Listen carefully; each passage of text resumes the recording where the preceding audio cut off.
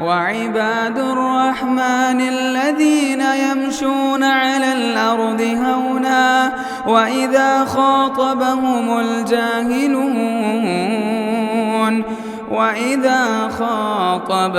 الجاهلون قالوا سلاما. السلام علیکم ورحمۃ اللہ وبرکاتہ. الحمد للہ رب العالمین والصلاة والسلام على سید الانبیاء والمرسلین نبینا محمد وعلى آلہ وصحبہ اجمعین اما بعد. یقول اللہ سبحانہ وتعالی قد نعلم انک لیحزنک الذین یقولون فإنهم لا يكذبونك ولكن الظالمین بآیات اللہ یجحدون. اللہ سبحانہ وتعالی کا ارشاد ہے کہ تحقیق کے ہم اس بات کو جانتے ہیں کہ ان لوگوں کی باتیں آپ کو تکلیف اور غمزدہ کرتی ہیں. بے شک یہ آپ کو جھٹلاتے نہیں ہیں لیکن یہ ظالم اللہ کی آیتوں کا انکار کرتے ہیں. محترم حاضرین، اللہ سبحانہ وتعالی نے آیت کریمہ میں مشرکین مکہ کے اس رویے کا تذکرہ کیا جو جناب محمد الرسول اللہ صلی اللہ علیہ وسلم کے ساتھ کیا کرتے، کیونکہ آپ کی شخصیت ان کے نزدیک بڑی صاف و شفاف تھی. یہ آپ کو صادق اور امین کہا کرتے تھے اور آپ کی جوانی بھی بے داغ تھی. جب اللہ تبارک و تعالیٰ نے آپ کو نبی بنایا تو ان کا رویہ بدل گیا. یہ آپ علیہ الصلاۃ والسلام کے دشمن بن گئے. تو اللہ تبارک و تعالیٰ نے آپ کو تسلی دیتے ہوئے کہا کہ بات بطور شخص کی کہیں یہ آپ کو مانتے ہیں، یہ آپ کو سچا اور امانت دار مانتے ہیں، لیکن بات جب اللہ کی نشانیوں کی جائے یہ اس کا انکار کرتے ہیں. تو لہذا یہ آپ کو نہیں بلکہ اللہ اور اس کے پیغام کو جھٹلاتے ہیں.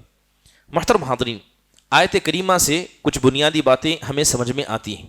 پہلی چیز یہ ہے کہ اللہ تبارک و تعالیٰ نے اس آیت کریمہ میں اللہ کے نبی صلی اللہ علیہ وسلم کو تسلی دی اور یہ بتایا کہ یہ جو معاملہ قوم کا جھٹلانے کا ہے یہ صرف آپ کے ساتھ خاص نہیں ہے، بلکہ آپ سے پہلے جتنے رسولوں کو بھیجا گیا اور جتنی امتیں گزری ہیں سب نے یہی کام اپنے نبیوں کے ساتھ کیا ہے.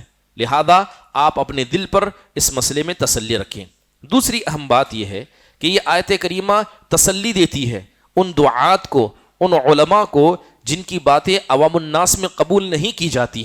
تو اللہ تبارک و تعالیٰ نے اللہ کے نبی صلی اللہ علیہ وسلم کو تسلی دی، اور اللہ کے نبی کی تسلی یہ ہر اس آدمی کے لیے تسلی ہے جو دین کا کام کرتا تو ضرور ہے مگر معاشرے میں اس کی بات سنی اور جانی نہیں جاتی ہے، بلکہ بسا اوقات اسے جھٹلا بھی دیا جاتا ہے. محترم حاضرین، آیت کریمہ بتاتی ہے کہ اللہ کے نبی صلی اللہ علیہ وسلم کے پاس حرص کتنا تھا، کہ آپ حریص تھے کہ لوگ آپ کی باتوں پر ایمان لے آئیں، اور یہاں تک کہ اگر کوئی آدمی بات آپ کی نہ مانتا تو یہ چیز آپ کے سیدھے دل کو تکلیف پہنچا دیا کرتی. محترم حاضرین، یہاں ایک بات سمجھنے کی ہے کہ اللہ تعالیٰ نے دو باتیں کہی. پہلی بات یہ کہ اے نبی یہ آپ کو جھٹلاتے نہیں ہیں، لیکن دوسری طرف کہا کہ یہ اللہ کی آیتوں کو جھٹلاتے ہیں. کیا اللہ کی آیتوں کو جھٹلانا یہ اللہ کے نبی کا جھٹلانا نہیں ہے؟ لیکن اللہ تبارک و تعالیٰ نے دونوں باتوں کو جدا جدا بیان کیا. علماء اکرام نے اس کی وضاحت کرتے ہوئے کہا کہ حقیقت میں یہ لوگ جب تنہائی میں ملتے، آپس میں ملتے، یہ جانتے تھے، پہچانتے تھے کہ آپ سچے نبی ہیں، لیکن جب لوگوں کے سامنے آتے تو یہ آپ کا انکار کرتے تھے. تو اللہ تعالیٰ نے کہا کہ تنہائی میں اقرار اور بڑے معاشرے میں انکار یہ ان کا شیوا ہے، لہذا آپ پریشان نہ ہو. بعض علماء نے کہا کہ بطور شخص، بطور انسان یہ آپ کو اچھا مانتے ہیں، لیکن بطور نبی یہ آپ کا اقرار نہیں کرتے ہیں. بلکہ بعد میں اللہ نے وضاحت سے کہا کہ یہ رسول اگر آپ کو مان بھی لیں لیکن تب بھی یہ اللہ تبارک و تعالیٰ کی ذات کا انکار کریں گے اور اللہ کے ساتھ یہاں پر شرک کریں گے. ایک بات ان آیتوں سے جہاں تک بات تسلی کی ہے، یاد رکھیے اللہ تبارک و تعالیٰ نے یہ اسلوب اپنایا ہے اور یہ انسان کی فطرت ہے کہ جب انسان تکلیف میں ہوتا ہے اور کوئی آدمی اسے تسلی دے، کوئی آدمی اس کے غم میں شریک ہو جائے تو انسان کو یہ چیز اور اس کے غم کو ہلکا کر دیتی ہے. حقیقت میں شریعت اسلامیہ کے اندر لوگوں کے جذبات کا خیال کرنا، لوگوں کی فیلنگ کا خیال کرنا، اسے بڑا مقام دیا گیا ہے۔ اگر کوئی آدمی غم زدہ ہے، تکلیف میں ہے، اس کے دل میں وحشت ہے، تو اس کے دل میں خوشی کو داخل کرنا، چاہے آپ 2 اچھے بول بولیں یا کوئی ایسا کام کریں یا اسے اس کی ضرورت کو پورا کریں، تو یہ تمام چیزیں اخلاق کے بہت سارے دائروں کے اندر آ جاتی ہیں۔ بہت سے لوگ سمجھتے ہیں کہ اگر کسی آدمی کے جذبات کا، اس کے احساس کا خیال کریں، یہ اچھے اخلاق کا حصہ نہیں ہے، بلکہ ایک عام چیز ہے۔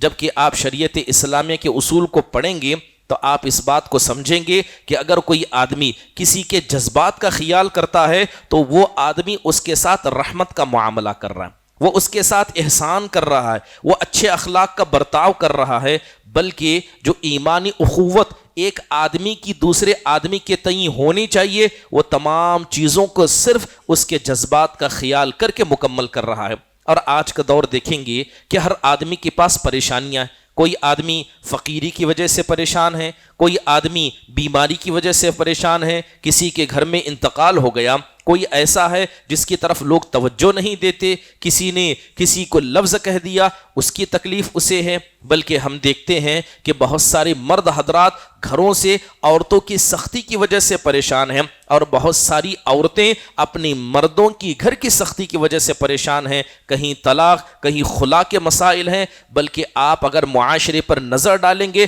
تو ہر انسان کے اندر کسی نہ کسی قسم کے غم کو چھپے ہوئے پائیں گے۔ لہذا ایسے وقت میں ضرورت ہے کہ ہر آدمی ایک دوسرے کا خیال کرے، اس کے جذبات کا خیال کرے۔ اگر آپ قرآن کریم پڑھیں گے تو قرآن کریم میں اللہ تبارک و تعالیٰ نے جناب محمد الرسول اللہ صلی اللہ علیہ وسلم کے جذبات کا خیال کیا۔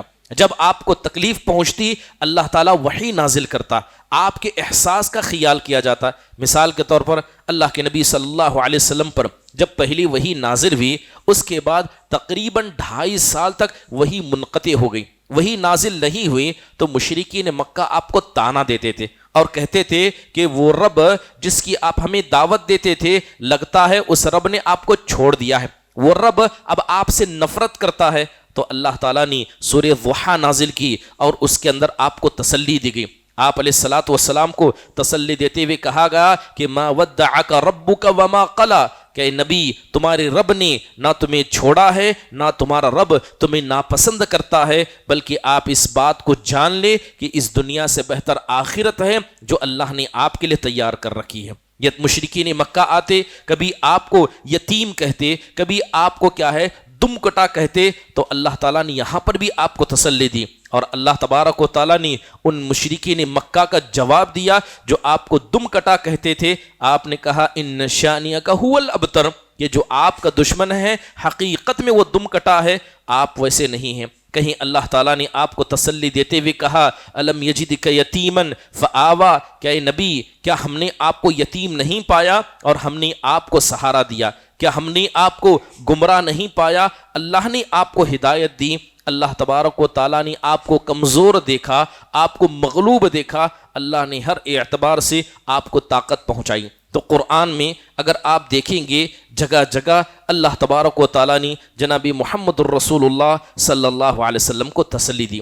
یہی وجہ ہے کہ اگر آپ حدیثوں کو پڑھیں گے تو حدیثوں کے اندر بھی اللہ کے نبی نے ایسے کام کرنے کا حکم دیا جو ایک آدمی کے دل میں خوشی کو داخل کر سکتے ہیں یا اس کے غم کو ہلکا کر سکتے ہیں۔ جیسے کہ اللہ کے نبی کہا کرتے کہ تبسمک فی وجہ اخیک صدقہ، کہ اگر کسی مسلمان بھائی سے تم ملو اور چہرے پر مسکراہٹ کے لیا، چہرے پر مسکراہٹ لے کر آؤ، یہ صدقہ ہے۔ کیونکہ ایک آدمی جب دوسرے آدمی کو دیکھ کر مسکراتا ہے تو دل کے اندر خوشی داخل ہوتی ہے، غم ہلکا ہو جاتا ہے۔ بلکہ آپ نے لوگوں کی ضرورتوں کو پورا کرنے کا حکم دیا، یہاں تک کہ آپ کہا کرتے من نفس عن مؤمن کربۃ من کرب الدنیا، کہ اگر کوئی آدمی کسی ایک مومن سے اس کی دنیا کی مصیبتوں میں سے کسی ایک مصیبت کو ہلکا کرتا ہے تو اللہ تعالیٰ دنیا اور آخرت کی مصیبتوں میں سے اللہ اس کی مصیبتوں کو ہلکا کر دیتا ہے۔ بلکہ اللہ کے نبی نے کہا کہ احب الناس الی اللہ انفعہم للناس، کہ اللہ کے نزدیک سب سے محبوب اور پیارا آدمی وہ ہے جو لوگوں کو نفع پہنچانے والا اور لوگوں کو فائدہ پہنچانے والا ہے۔ یہی وجہ تھی کہ صحابہ اکرام بھی اللہ کے نبی کا خیال کیا کرتے، کیونکہ آپ نے جتنی تکلیفیں برداشت کی ان تکلیفوں کا احساس صحابہ کو بھی تھا۔ لہذا جب پہلی وحی نازل ہونے کے بعد آپ ڈر کر گھر میں آئے تھے تو اماں ختیجہ رضی اللہ عنہا نے اللہ کے نبی کو سہارا دیا تھا اور تسلی دی تھی۔ یہی وجہ تھی کہ آپ دیکھیں کہ خود اللہ کے نبی صحابہ کے احساس و جذبات کا خیال کرتے۔ جب آپ گفتگو کرتے سوچ سمجھ کر گفتگو کرتے، کہیں ایسا نہیں ہوتا کہ آپ کی گفتگو کی وجہ سے کسی کی دل آزاری ہوئی ہو، کسی کے دل کو تکلیف ہوئی ہو۔ حضرت جابر بن عبداللہ رضی اللہ عنہ کو اللہ کے نبی نے دیکھا کہ ان کے چہرے پر زردی لگی تھی، تو آپ نے پوچھا کیا تم نے شادی کر لی؟ تو حضرت جابر بن عبداللہ کہتے ہیں کہ اے اللہ کے نبی ہاں میں نے شادی کر لی۔ تب آپ نے پوچھا کہ تم نے کنوارے سے کی ہے یا طیبہ سے کی ہے؟ تو حضرت جابر کہتے ہیں اے اللہ کے نبی میں نے طیبہ سے یعنی شادی شدہ سے کی ہے، میں نے کنواری سے نہیں کی۔ تب اللہ کے نبی نے پوچھا تم نے ایسا کیوں کیا؟ تم تو جوان ہو، کنواری سے کر لیتے۔ تب حضرت جابر بن عبداللہ رضی اللہ عنہ نے وجہ بیان کرتے ہوئے کہا کہ اے اللہ کے نبی میرے والد کا انتقال ہو گیا اور میرے والد نے میرے لیے 7 بہنوں کو چھوڑا ہے، لہذا میں نہیں چاہتا تھا کہ ان کی عمر کی لڑکی کو گھر میں لاؤں، ان کے ساتھ وہ کھیل تماشا کرے۔ میں ان سے بڑی عمر کی عورت کو گھر میں لایا تاکہ وہ ان کی تربیت کر سکے اور ان کا خیال کر سکے۔ جیسے ہی یہ بات آپ نے سنی آپ کے چہرے پر مسکراہٹ آ گئی اور آپ نے کہا اصبتا، اے جابر تم نے صحیح کام کیا، اے جابر تم نے اچھا کام کیا۔ جبکہ آپ نے سوال کیا تھا کہ تم نے باقرہ سے کیوں نہیں کی، آپ چاہتے تھے کہ وہ باقرہ سے کریں، لیکن جب ان کا فیصلہ ایسا تھا تو اللہ کے نبی نے ان کے فیصلے کا استقبال کیا۔ محترم حاضرین، حنین کا وقت تھا، حنین کے وقت پر اس سے پہلے اس بات کو بتایا گیا کہ اللہ کے نبی نے سب سے زیادہ مال ان مشرکین مکہ کے سرداروں کو دیا جو نئے نئے مسلمان ہو کر آئے تھے۔ اللہ کے نبی نے ان کی دل کی تسلی کے لیے دیا۔ بہت سارے انصاری صحابہ جو نئے نئے مسلمان ہوئے تھے یہ انہیں بات پسند نہیں آئی، بلکہ بعض نے کچھ ایسے جملے کہے جو جملے اللہ کے نبی کو ناپسند لگے۔ آپ نے انصاری صحابہ کو بلایا اور سوال کیا کیا تم نے یہ کہا ہے کہ میں نے جو ان کو دیا ہے اس میں انصاف کا خیال نہیں کیا گیا ہے؟ تو حضرت سعد جواب دیتے ہوئے کہتے ہیں اے اللہ کے نبی ہم میں سے بعض جو نئے ہیں، نئے نوجوان ہیں، انہوں نے ایسی باتیں کہی ہیں جبکہ ہمارے دلوں میں ایسی کوئی بات نہیں ہے، حالانکہ یہ چیز ان کو تکلیف دینے والی تھی۔ تب اللہ کے نبی نے ان کو تسلی دی۔ آپ علیہ الصلاۃ والسلام نے کہا کہ اس بات کو سن لو کہ مجھے تم سے محبت ہے، اگر یہ ہجرت کا موقع نہ ہوتا تو میں بھی تم میں سے ایک ہوتا۔ پھر آپ نے کہا خدا کی قسم اگر سارے لوگ ایک وادی میں چلیں اور انصار ایک وادی میں چلیں تو میں انصار کی وادی میں چلنا اور پسند کروں گا۔ جیسے ہی آپ نے ان کی دل کو تسلی دی آپ نے یہ بھی کہا کیا تم لوگ اس بات کو نہیں پسند کرو گے کہ لوگ جب گھر جائیں تو اپنے ساتھ مال و دولت، گھوڑے اور اونٹ لے کر جائیں؟ اے انصار جب تم گھر جاؤ تو اللہ کے رسول کو ساتھ میں لے جاؤ۔ تب سارے صحابہ نے کہا رضینا برسول اللہ قسمتا وحظا، کہ ہم اللہ کے نبی صلی اللہ علیہ وسلم کی حصے داری کو اور آپ کی تقسیم پر راضی ہو گئے۔ تو آپ علیہ الصلوۃ والسلام کی اتحاد کی ایک بڑی وجہ، صحابہ کی محبت کی ایک بڑی وجہ یہ تھی کہ آپ صحابہ کے جذبات کا خیال کیا کرتے۔ حضرت کعب بن مالک رضی اللہ عنہ سے غلطی ہو گئی کہ وہ غزوہ تبوک کے موقع پر نکل نہیں سکے۔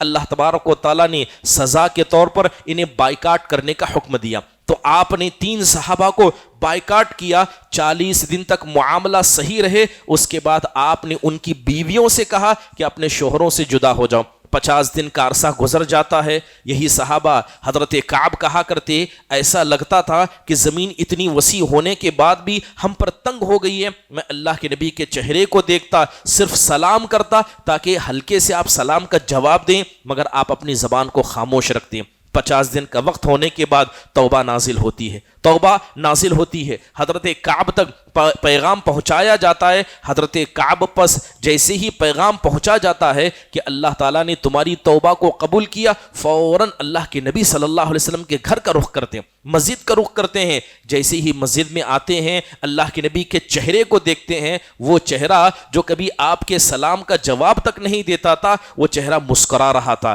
اور اللہ کے نبی صلی اللہ علیہ وسلم کہتے ہیں کہ اے کعب مبارک ہو، آج وہ دن دن ہے کہ جب سے تمہاری ماں نے تمہیں پیدا کیا، اس سے بہتر دن تمہارے لیے اور کوئی نہیں ہو سکتا، مبارک ہو۔ آپ علیہ الصلوۃ والسلام جس طرح غم کے وقت میں آپ نے سختی کا برتاؤ کیا، لیکن جب ان کی توبہ اترتی ہے تو اللہ کے نبی صلی اللہ علیہ وسلم برابر ان کی خوشی میں شامل رہے۔ محترم حاضرین، یہی وجہ ہے کہ لوگوں کا خیال کرنا، لوگوں کے جذبات کا خیال کرنا حقیقت میں یہ بہت عظیم نیکی ہے۔ حضرت ابن عباس رضی اللہ عنہ کہا کرتے کہ لَأَنْ أَعُولَ أَهْلَ بَيْتٍ مِّنَ الْمُسْلِمِينَ شَهْرًا، کہ میں کسی مسلمان گھر کا ایک مہینے کا خرچہ اٹھاؤں یا کسی گھر کا ایک جمعہ کا ایک ہفتے کا خرچہ اٹھاؤں، یہ میرے نزدیک اس بات سے بہتر ہے کہ میں سال پر سال حج کروں، ہر سال میں حج کروں۔ اس سے زیادہ یہ چیز میرے نزدیک بہتر ہے کہ کسی مسلم آدمی کے گھر کے ایک مہینے کا میں خرچہ اٹھا لوں۔ حضرت حسن بصری رحمہ اللہ کہا کرتے لَأَنْ أَقْضِي لِمُسْلِمٍ حَاجَةً أَحَبُّ إِلَيَّ مِنْ أُصَلِّ أَلْفَ رَكَعَةٍ، کہتے ہیں کہ میں 1000 رکعات کو رات میں کھڑے ہو کر پڑھوں، اس سے زیادہ میرے نزدیک یہ چیز بہتر ہے کہ کسی مسلمان کی ضرورت کو میں پورا کروں، کیونکہ صحابہ اکرام جانتے تھے کہ جو آدمی لوگوں کی ضرورت کو پورا کرنے میں لگا رہتا ہے اللہ اس کی ضرورتوں کو پورا کرتا ہے۔ لہذا حقیقت میں کسی مسلمان کو تسلی دینا، اس کی غم پر اسے تسلی دینا، اس کی تکلیف میں آسانی پیدا کرنا، یہ ہزاروں نفل عبادتوں سے بہتر ہے۔ اللہ تعالیٰ سے دعا ہے اللہ تبارک و تعالیٰ ہم سب کو ایک دوسرے کے جذبات کا خیال کرنے والا بنائیں، آمین۔ اقول قولی ھذا واستغفر اللہ لی ولکم ولسائر المسلمین من کل ذنب فاستغفروا انہ هو الغفور الرحیم۔ جزاکم اللہ خیر واحسن اللہ علیکم۔ السلام علیکم ورحمۃ اللہ وبرکاتہ۔ مسجد عباد الرحمن کے پلیٹ فارم سے ہونے والی دعوت و تبلیغ کے مشن کو آگے بڑھانے میں ہمارا بھرپور ساتھ دیں۔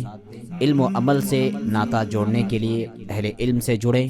مسجد عباد الرحمن کے یوٹیوب چینل کو سبسکرائب کریں اور آگے شیئر کرنا ہرگز نہ بھولیں۔ فجزاکم اللہ خیرا۔